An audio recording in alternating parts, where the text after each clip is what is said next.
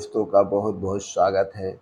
दोस्तों, आज की वीडियो में किचन से संबंधित कुछ महत्वपूर्ण जानकारी शेयर करेंगे, इसलिए इस वीडियो को दोस्तों ध्यान से सुनिएगा। सुनने के बाद इस वीडियो को हर घर तक ज़रूर शेयर करिए, क्योंकि आज के समय में सबके घर कुकर होता है और कुकर में खाना बनाया जाता है। तो यह दोस्तों खाना बनाने से संबंधित जानकारी है। तो दोस्तों, यही किचन की छोटी-छोटी गलतियाँ हमें बड़ी बीमारी की तरफ ले जाती है, लेकिन हमें शुरुआत में पता नहीं चलता है। धीरे-धीरे, धीरे-धीरे वो बड़ी बीमारी का रूप ले लेती है। तो दोस्तों, इस वीडियो को ध्यान से सुनिए। तो चलिए दोस्तों, आज के वीडियो में हम जानते हैं वो कौन-सी 4 चीज़ें हैं जो हमें कुकर में कभी नहीं पकाना चाहिए। अब कुकर में क्यों नहीं पकाना चाहिए, इसके पीछे का कारण भी हम बताएँगे, इसलिए नहीं पकाना चाहिए। तो चलिए सबसे पहली चीज़ के बारे में जानते हैं। दोस्तों, पहली चीज़ है हरी पत्तेदार साग। हरे पत्तेदार साग जितने भी होते हैं, इन्हें हमें कुकर में नहीं पकाना चाहिए, ख़ास तौर पर पालक और मेथी को। पालक और मेथी को कुकर में क्यों नहीं पकाना चाहिए, उसके पीछे का साइंस क्या कहता है, ये जानते हैं। क्योंकि दोस्तों, पालक और मेथी में नाइट्रस होते हैं, जो कि अधिक तापमान पर, बहुत ज़्यादा तापमान पर अगर आप इसे पकाते हैं, इसमें नाइट्रोसामाइंस में बदल सकते हैं।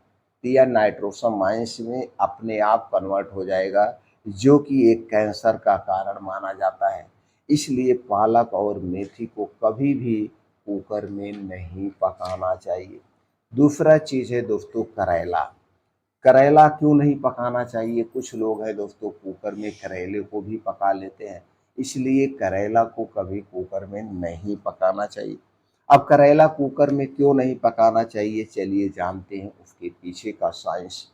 दोस्तों, करेले में अल्कालाइड जैसे कुछ यौगिक पाए जाते हैं, जो कि अधिक तापमान पर पकाने पर उसमें विषाक्तता पैदा हो सकती है, जो कि फूड पॉइज़निंग का कारण बन सकता है, पेट से संबंधित बीमारी का कारण बन सकता है। इसलिए करेले को कभी भी कुकर में भूल करके ना पकाएँ। तीसरी चीज़ है आलू। अक्सर लोग आलू की सब्ज़ी कुकर में बनाने लगते हैं और बनाते भी हैं। दोस्तों, आलू को कभी भी कुकर में नहीं पकाना चाहिए। अब कुकर में क्यों नहीं पकाना चाहिए, उसके पीछे का साइंस क्या कहता है, चलिए जानते हैं। दोस्तों, आलू में क्या है, एक एक्रिलामाइड नामक यौगिक पाया जाता है, जो कि अधिक तापमान पर पकाने पर इसमें स्टार्च होता है। अधिक तापमान पर पकाने पर स्टार्च इसके टूटने लगते हैं और यह दोस्तों विषाक्तता का कारण बनता है। इसलिए कभी भी आलू को भूल करके कुकर में ना पकाएं, वरना पेट से संबंधित, पाचन तंत्र से संबंधित समस्याएं हो सकती हैं। हमें भले तुरंत ना पता चले, लेकिन ये धीरे धीरे धीरे धीरे जा करके यही छोटी छोटी गलतियां बड़ी बीमारी का कारण बनती है। चौथी चीज़ है दोस्तों ब्रोकली और फूल गोभी। अक्सर लोग फूल गोभी को भी कुकर में बनाते हैं। अब हमें फूल गोभी और ब्रोकली को कुकर में क्यों नहीं पकाना चाहिए, इसके पीछे का साइंस क्या कहता है, चलिए जानते हैं। दोस्तों, इनमें पाया जाता है ग्लूकोफाइनोलेट्स होते हैं, जो कि अधिक तापमान पर पकाने पर इसमें सल्फोराफेन जैसे यौगिक में बदल जाते हैं, जो कि दोस्तों ये पूर्ण रूप से हमारे स्वास्थ्य के लिए हानिकारक होता है। इसलिए दोस्तों, हमें ब्रोकली और फूल गोभी को भी कुकर में कभी नहीं पकाना चाहिए। पांचवी चीज़ है दोस्तों है मशरूम। कुछ लोग हैं मशरूम को भी कुकर में पकाते हैं, जबकि हमें मशरूम को कुकर में नहीं पकाना चाहिए। क्यों नहीं पकाना चाहिए, इसके पीछे के साइंस के बारे में जानते हैं। दोस्तों, मशरूम को कुकर में पकाने से उसके जो प्रोटीन और एंजाइम है वो टूट जाते हैं, जिससे पाचन संबंधी समस्याएं हो जाती है। इसलिए दोस्तों, मशरूम को भी कुकर में कभी नहीं पकाना चाहिए। ऐसे छोटे छोटे बहुत सारे सावधानियाँ होती हैं, छोटी-छोटी जानकारियाँ होती हैं, जो हमें पता होना चाहिए। अगर यही छोटी-छोटी गलती जब हम करते हैं, तो यही बड़ी बीमारी का कारण भी बन सकती है। इसलिए दोस्तों, हमें हमेशा स्वास्थ्य के प्रति जागरूक रहना चाहिए। स्वास्थ्य के प्रति हमेशा कोई न कोई जानकारी लेते रहना चाहिए। तो दोस्तों, इस वीडियो को हर घर तक पहुँचाने में हमारी सहायता करिए, जिससे सब लोग स्वास्थ्य के प्रति जागरूक हों और दोस्तों बीमारी से दूर रहें। दोस्तों, आप खाने में 2 बदलाव करके हर एक बीमारी को रिवर्स कर सकते हैं। हर एक बीमारी को रिवर्स कर सकते हैं, चाहे वो छोटी बीमारी हो, चाहे वो बड़ी बीमारी हो। वो 2 बदलाव कौन से हैं? जैसे कि हम हर एक वीडियो में बताते हैं, क्योंकि नए-नए मित्र हमसे जुड़ते हैं और उन्हें जानना बहुत ज़रूरी है। पहला बदलाव है दोस्तों, वो है शाम का बदलाव। यही रात का ही खाना हमें 100% बीमार करता है। आप दोस्तों कुछ करें ना करें, लेकिन रात के खाने में आप एक बदलाव कर लीजिए। जिस दिन से आप यह एक बदलाव करेंगे, अगर आप किसी भी बीमारी के शिकार हैं, चाहे वो छोटी बीमारी हो, चाहे बड़ी बीमारी हो, आपका शरीर अपने आप उस बीमारी को ठीक करना शुरू कर देगा।